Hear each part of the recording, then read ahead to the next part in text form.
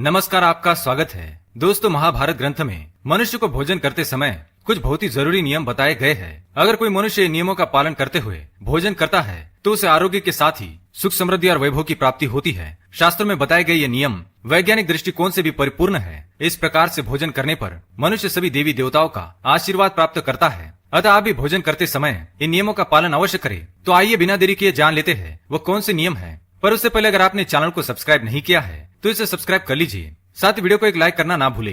सबसे पहली बात, भोजन करने से पहले 5 अंग, 2 हाथ, 2 पैर और मुख, इनको अच्छी तरह से धोकर ही भोजन करना चाहिए। भोजन से पहले अन्न देवता एवं अन्नपूर्णा माता की स्तुति करके उनका धन्यवाद देते हुए तथा सभी भूखे प्राणियों को भोजन प्राप्त हो, ईश्वर से ऐसी प्रार्थना करके ही भोजन को शुरुआत करनी चाहिए। भोजन बनाने वाली महिलाओं को स्नान करके ही शुद्ध मन से मंत्र जाप करते हुए ही रसोई घर में भोजन बनाना चाहिए। सबसे पहले 3 रोटियां, एक गाय के लिए, एक कुत्ते के लिए और एक कौवे के लिए अलग निकालकर फिर अग्निदेव को भोग लगाकर ही घर वालों को खिलाना चाहिए। भोजन किचन में बैठकर ही सभी के साथ करें। प्रयास यही करना चाहिए कि परिवार के सभी सदस्यों के साथ मिल बैठकर ही भोजन किया जाए। नियम अनुसार अलग अलग भोजन करने से परिवार के सदस्यों में प्रेम और एकता कायम नहीं हो पाती है। भोजन का समय प्रातः और सायंकाल ही भोजन का विधान है, क्योंकि पचन क्रिया की जठराग्नि सूर्योदय से 2 घंटे के बाद तक एवं सूर्यास्त से 2.5 घंटे पहले तक प्रबल रहती है। जो व्यक्ति सिर्फ एक समय भोजन करता है वह योगी है, और जो 2 समय भोजन करता है वह भोगी कहा गया है। तीसरी बात, भोजन की दिशा।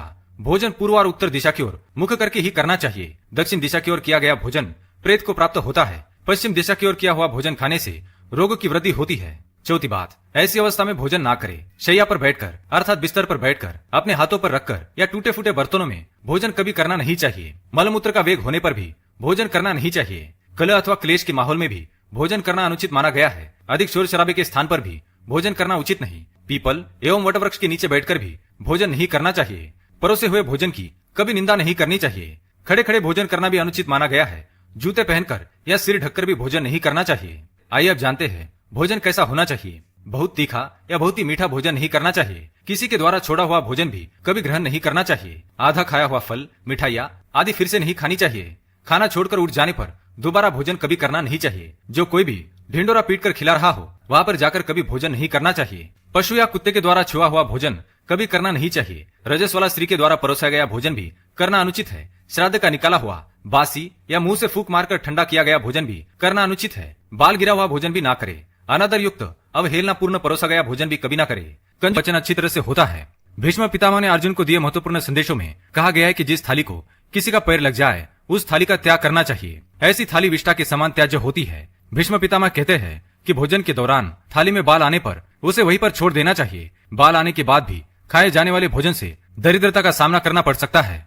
भोजन पूर्व जिस थाली को कोई लांग कर गया हो ऐसे भोजन को भी कभी ग्रहण नहीं करना चाहिए। इसे कीचड़ के समान छोड़ देने वाला समझना चाहिए। भीष्म पितामह ने अर्जुन को बताया कि एक ही थाली में भाई भाई भोजन करे तो वह अमृत के समान हो जाती है। ऐसे भोजन से धन धान्य, स्वास्थ्य और लक्ष्मी की वृद्धि होती है। भीष्म पितामह के अनुसार पति पत्नी को एक ही थाली में भोजन करने को निषिद्ध माना गया है। भीष्म पितामह के अनुसार एक ही थाली में पति पत्नी भोजन करते हैं तो ऐसी थाली मादक पदार्थों से भरी मानी जाने वाली होती है। पत्नी को पति के भोजन के उपरांत ही भोजन करना चाहिए। इससे घर में सुख समृद्धि बढ़ती है।